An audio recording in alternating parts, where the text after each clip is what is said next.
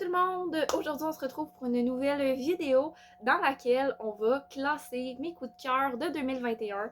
Donc, j'ai pris dans tous les livres que j'ai lus, j'ai été retracée c'était lesquels mes coups de cœur.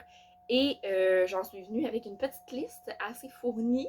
Et sauf exception, donc il y a une exception, toutes les sagas que j'ai mis qui étaient comme en soi de manière générale un coup de cœur général.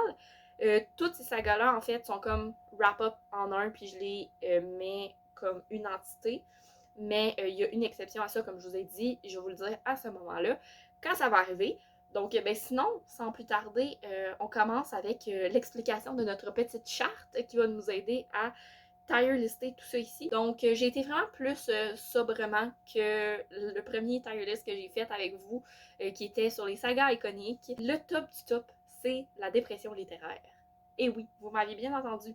Même si ça a l'air super négatif, pour moi, c'est super positif, une dépression littéraire, parce que tout simplement, ça signifie que c'est un livre que il est tout le temps dans ma tête, que quand je l'ai fini, ça a été déchirant de quitter l'univers, que j'aimerais ça le relire 56 millions de fois, tellement j'ai adoré, tellement ça a été ma vie pendant ma lecture, tellement ça a été marquant, que ça m'a marqué. On verra que je me répète ici. Donc, il n'y a rien de plus positif que la dépression littéraire. OK? On les aime, les dépressions littéraires, sur cette chaîne. Ensuite, juste en dessous, on a The Best. Donc, ça, c'est les très, très, très bons coups de cœur, mais qui sont pas des dépressions littéraires, qui m'ont pas provoqué une dépression littéraire après la lecture. Donc, ça peut pas aller comme dans la coche au-dessus, bien évidemment. Ensuite, on a Super. Donc, c'est des coups de cœur un peu neutres, dans le sens où ben, c'est des coups de cœur, c'est des livres qui m'ont quand même procuré beaucoup de bonheur, mais pas au point d'aller au-dessus. Ensuite, on a OK, qui est comme OK. J'ai eu un coup de cœur, mais peut-être pas at this point, genre. Et le dernier, c'est Pourquoi. C'est tout simplement des livres que j'ai aucune idée pourquoi je les ai mis en coup de cœur, que je comprends même plus actuellement, fin 2021, pourquoi ça m'a soi-disant provoqué un coup de cœur au moment où je l'ai lu. On y va avec ça pour aujourd'hui. Donc, on commence avec un livre qui est plus ou moins officiel. Ça start bien la patente. Donc, il s'agit de N'oublie jamais de Sunny Spear. Il est pour le moment uniquement publié sur Wattpad.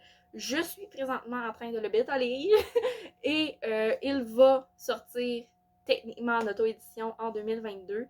Donc, très très hâte pour vrai que vous puissiez découvrir ce livre-là parce que c'est une pépite.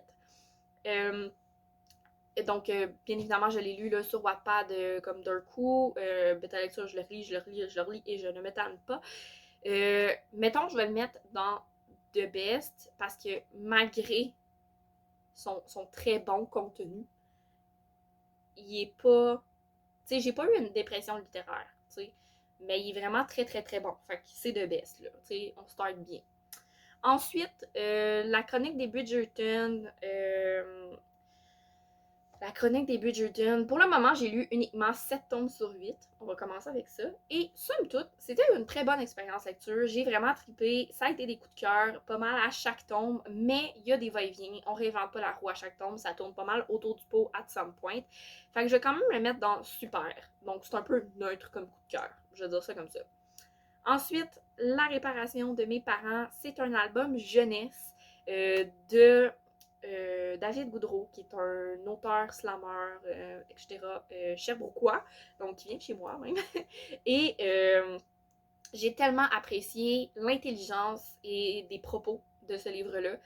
Vraiment, trippé, ben raide. D'ailleurs, vous pouvez retrouver mon avis sur mon Instagram par rapport à cet album-là. Fait que je vais le mettre dans The Best. Je veux dire, j'ai pas fait une dépression littéraire après, là. Faut pas exagérer. Mais c'était vraiment des propos super intelligents, vraiment bien transmis. Les dessins en plus qui venaient juste magnifier. Je sais pas si ça se dit ce que je suis en train de dire là. Mais bref, c'était top, top, top. Ensuite, on retourne avec Sunny Spear parce qu'on a Le garçon d'en haut. Et Le garçon d'en haut, quelle aventure! Quelle aventure parce que Sunny l'a écrit en 2020, mais Fait que ça fait comme juste 1 an, mais il est déjà auto-publié. Il est. Je veux dire, j'ai travaillé dessus, ça a été juste un parcours. J'ai l'impression que ça a duré tellement longtemps, puis pourtant ça s'est fait tellement vite. Puis c'est une pure pépite. Je sais pas il est où. Je sais qu'il est là, mais je sais pas où. Ici. Mon petit bébé. Fait que mon petit bébé, je vais le mettre aussi dans The Best parce que Same, il m'a pas provoqué de dépression littéraire. Je pense que ça va être vraiment comme à quel point j'ai eu une dépression littéraire en sortant de ce livre-là, tu sais. Puis ça va être difficile à atteindre. Je sais tout de suite. Mais il y en a quelques-uns que je vois que je suis comme déjà. Donc, on continue, on continue. Donc, oh là là, Eliza and Her Monsters. Eliza and Her Monsters, je vous le dis tout de suite, dépression littéraire. Ce livre m'a donné une claque dans la face. Je l'ai trouvé tellement magnifique. J'ai trouvé les propos magnifiques. J'ai trouvé les personnages magnifiques. J'ai trouvé les illustrations qu'il y a dedans magnifiques. J'ai trouvé le comme sous-contenu magnifique. J'ai adoré ce livre et en sortir a été vraiment complexe.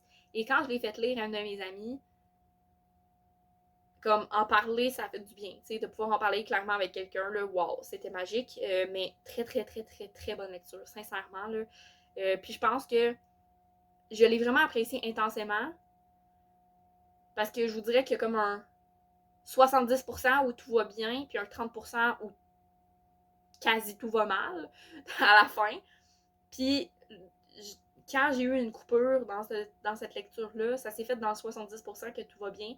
Fait que à some point, ça a comme pas tant dérangé ma lecture, mais ça, c'est arrivé vers la fin, cette coupure-là, je pense que ça m'aurait comme gâché la patente. Là. Mais ce n'est pas arrivé et je compte le relire éventuellement parce que pour me remettre dedans et tout, parce que mon Dieu, euh, ça pogne ici. Ça pogne ici. Ensuite, This Winter. This Winter, je vais le mettre dans. Je vais le mettre dans super. Ça va peut-être vous étonner parce que je pense que vous commencez à comprendre à quel point je suis fan d'Heartstopper. On en reparlera tantôt, à quel point je suis fan d'Alice Oseman de manière générale. Mais This Winter, ça reste une nouvelle. Fait que c'est comme 100 pages. Où, oui, tu découvres un peu, mais c'est comme un épisode de ce qu'on aurait pu, mettons, découvrir dans Heartstopper ou de ce qu'on aurait pu découvrir dans un autre roman d'Alice Oseman. C'est juste un petit bout. Fait que ça reste qu'on plonge pas autant longtemps dedans, mais on reste dans l'univers d'Alice Oseman et tout. Fait qu'il aurait pu monter à The Best. Mettons s'il avait été plus long, mais ça reste une nouvelle. Fait que je n'en veux pas. Fait que c'est pour ça qu'il est dans Super. Mais c'est quand même une pépite, genre. Ça reste une pépite, là. Si vous avez aimé, si vous aimez de manière générale l'univers d'Alice Oseman, comme, stressez pas, là. Vous allez triper. Fille facile de José De Angelis, clairement un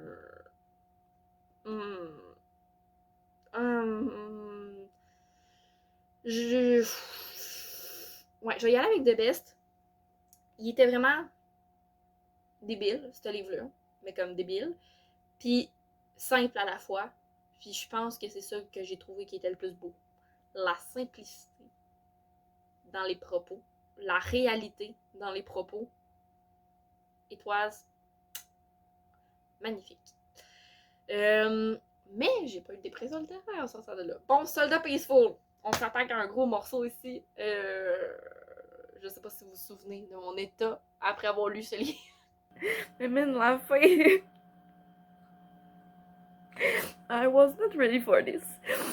Et je ne vous mentirai pas que Soldat Peaceful m'a provoqué certains moments mentaux difficiles après la lecture. Je vous dirais que encore aujourd'hui, des fois, genre, je fais des rêves par rapport à cet univers-là. Mais tu sais, genre, ou à mon Dieu, j'ai failli m'étouffer avec je sais pas quoi. Avec Claire. Ça va bien. Donc, Soldat Peaceful, ouais, comme je disais, des fois, je fais encore des rêves où à some point, je suis comme dans cet univers-là pendant la nuit et je feel pas tant bien quand je me réveille généralement parce que c'est assez troublant ce roman-là. Mais, oh non, clairement, dépression littéraire, là, je sais même pas pourquoi il est pas encore placé, là. Genre, dépression littéraire à 100 000 Red, White and Royal Blue. Je pensais que les dépressions littéraires allaient être rares, mais finalement pas tant. Red, White and Royal Blue, ça a été un livre qui a été ultra marquant. Puis je dirais pas nécessairement, ok, mettons, légère dépression littéraire. Je me suis pas fendue en deux là, quand je l'ai fini, mais clairement, j'ai tripé sur ma lecture. Ça a été une super belle découverte. Ça m'a donné 1000 fois envie de poursuivre l'aventure avec cette autrice-là. Euh, ouais. Je ne peux pas le placer à The Best parce que ça va au-dessus de The Best, tu sais. Puis j'en ai tellement parlé, puis j'ai tellement eu de discussions, puis ça a tombé que j'ai lu ce roman-là en même temps qu'une de mes amies. Fait que, comme rapidement, on a pu en parler tout de suite, puis donner nos impressions tout de suite. Puis il y a tellement des scènes que je me rappelle encore, puis genre j'ai du fun à regarder les fanarts, mais vous pouvez même pas imaginer à quel point. Fait que ouais, non, il va clairement dans dépression littéraire pour moi. Heartstopper, same. Heartstopper, pour moi, c'est dépression littéraire. Je les ai lus 2 fois cette année. J'attends avec impatience qu'Alice Oseman commence à sortir les débuts du chapitre 7 sur Tapas.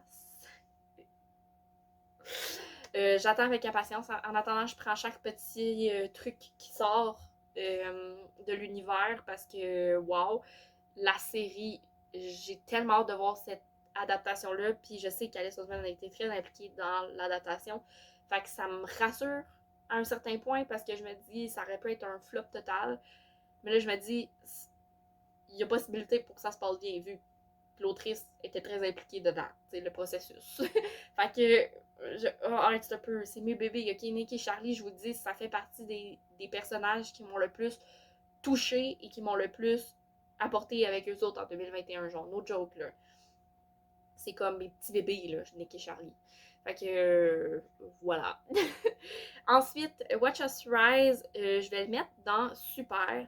Watch Us Rise, je trouve que c'est un super beau roman engagé, autant sur la lutte contre le racisme, la grossophobie, le féminisme, vraiment beaucoup de sujets qui sont abordés dans ce livre-là et qui sont super bien abordés de manière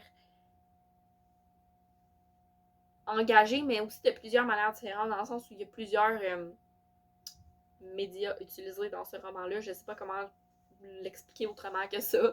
Mais voilà, c'était vraiment le fun. À ma connaissance, il n'est pas traduit. Mais si vous avez la chance de le trouver, sincèrement, go for it. Pour vrai, il était vraiment très bon. Ensuite,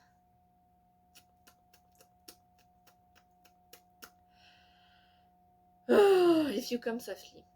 If You Come Softly, je vais le mettre dans The Best. Parce qu'il m'a donné une claque, ce roman-là. Mais je le sais pas, je le file pas en dépression littéraire. Ça m'a pris pas tant de temps à me remettre de la claque que ça m'a donné par rapport à, mettons, Eliza and Her Monster, tu sais. Ou d'autres personnages qui restent avec moi all the way, genre. Fait que je vais le mettre là, mais pour vrai, ça a été une ultra bonne lecture. Encore une fois, des sujets super importants. Donc,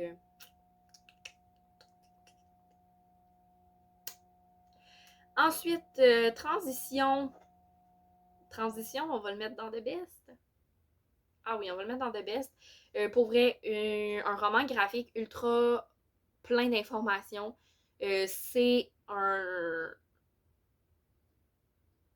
Ben, tiré de faits réels. Là, j'étais pour dire un on voice, mais non, c'est pas un on voice, mais c'est tiré de faits réels. Ça aborde le côté parental de la transition. Donc, la transition qui doit se faire aussi chez une personne qui apprend la, la, la, la, la, la différence de genre ou de sexualité d'une personne de son entourage. Je sais pas trop comment le dire autrement. En tout cas, bref. J'ai fait un avis sur YouTube. Donc, si vous voulez aller le voir, je vous invite. Mais vraiment, une très très bonne lecture aussi cette année. Papier Bulle. Papier Bulle, c'est une lecture que j'ai faite tout récemment en plus. Un album tellement touchant, là, ma foi, que j'ai trouvé vraiment chou. Mais je vais le mettre dans super parce que. Ouais, c'est ça. Je pense que ça fait un peu trop rapidement. Tu sais, je l'ai lu un peu trop. récemment. Mais en même temps, puis il était vraiment cute, mais en tant que tel, c'était pas le gros sujet qui te met autant de claques d'en face, genre. Mais il était le fun pour comme informer, puis être cute, puis pour les enfants, je pense que c'est une bonne lecture à avoir. Ben, pas juste pour les enfants, là, mais c'est parce que c'est un album jeunesse, fait qu'on y vient essentiellement. Mais euh, voilà. Donc ensuite, géolocaliser l'amour de Simon Boulris. Je vais le mettre dans OK. Je m'explique. Ça a été une super bonne lecture. Principalement parce que je me suis reconnue dedans. Mais ça reste que ça dépasse pas tout ce qui est au-dessus, tu sais. Fait qu'il peut pas aller, tu sais, ça égale pas, mettons, les autres qu'il y a à super, qui est comme la limite où je l'aurais mis. Fait qu'il va à OK. Quelques minutes après minuit, je vais le mettre à super parce que ça a été une vraiment très bonne lecture pour vrai. Mais en même temps, je vais mettre ça à super. Je sais pas. Je sais pas quoi penser. Là, j'hésite entre super et de best. Non, je vais le laisser dans super. Ouais. Bon, là, on arrive à l'exception. J'ai 2 tomes d'Harry Potter parce que je n'ai pas lu l'entièreté d'Harry Potter cette année. J'ai fait une première lecture en 2020, mais en 2021, j'ai simplement lu le 7e tome au tout début de l'année, puis j'ai refait la relecture des 3 premiers tomes un peu plus tard dans l'année. Euh, donc voilà. Fait que c'est pour ça qu'on a comme le 3 et le 7, parce que c'est ceux qui m'ont le plus comme fait ça dedans. Mais voilà, fait que je jugerai pas comme l'entièreté de la saga parce que je n'ai pas lu l'entièreté de la saga en 2021. C'est tout. Donc, Le prisonnier d'Azkaban, c'est mon tome préféré.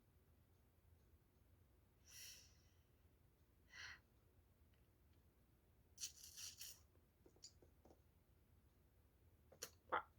Je vais remettre les deux en même temps. Je vais vous expliquer pourquoi après. Oups.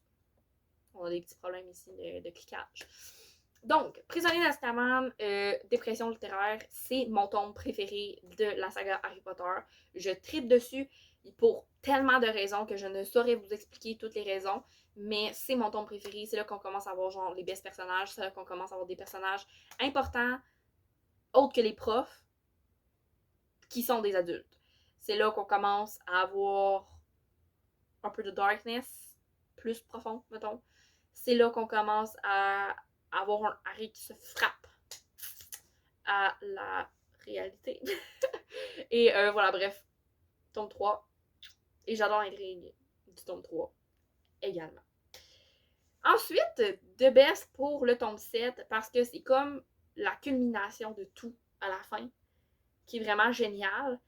Mais c'est sûr que le début est un peu plus lent, mais il est important le début. Puis moi, la lenteur dans un livre, généralement, ça me dérange pas quand ça sert à quelque chose, là, concrètement. Là. Si ta lenteur, elle sert à rien, elle va me faire chier, mais si elle sert à quelque chose, comme dans le, je vais adorer.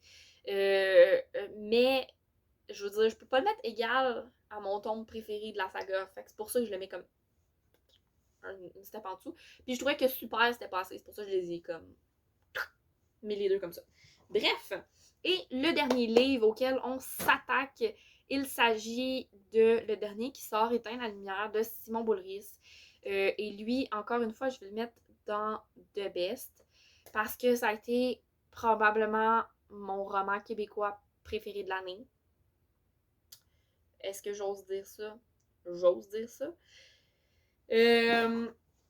Mais en même temps, pas dépression littéraire, tu sais. Puis je l'aime plus que, mettons, Fille facile, niveau roman québécois, mettons qu'on compare. Là. Mais c'est comme pour des raisons différentes. Fait qu'on dirait que je saurais pas comment l'expliquer. Bref. Donc, voilà. Vous avez de quoi a l'air le tier list cette fois-ci pour mes coups de cœur de l'année 2021. Voilà de quoi ça a l'air. On n'a pas de pourquoi, puis ça m'étonne pas tant parce que, je veux dire, c'est tous des livres que je me souviens pourquoi j'ai eu un coup de cœur dessus, tu sais. Fait que déjà là, on est bien parti. Puis ça m'étonne pas que comme la majorité se retrouve dans The Best. Là. Je trouve ça a de l'allure, là, comme, tu sais, comme courbe. Bref, vous avez compris. C'est ce qui va conclure la vidéo d'aujourd'hui. Donc, j'espère que vous avez apprécié vous retrouver un peu dans mes coups de cœur de l'année 2021, en espérant que mon année 2022 soit remplie de coups de cœur également. J'espère que vous aurez apprécié la vidéo et ben, si c'est le cas, vous pouvez toujours la liker. Dites-moi en commentaire c'est quoi vos coups de cœur à vous de l'année 2021. Genre, est-ce qu'on en a en commun? Why not, maybe, on sait pas. Vous pouvez aussi vous abonner à la chaîne pour être sûr de rien manquer des vidéos qui s'en viennent et activer la cloche parce que ben, sans la cloche, vous n'aurez pas toutes les notifications nécessairement. Donc sur ce, j'espère que vous aurez apprécié. Je vous souhaite une excellente journée et je vous dis à la prochaine. Bye bye!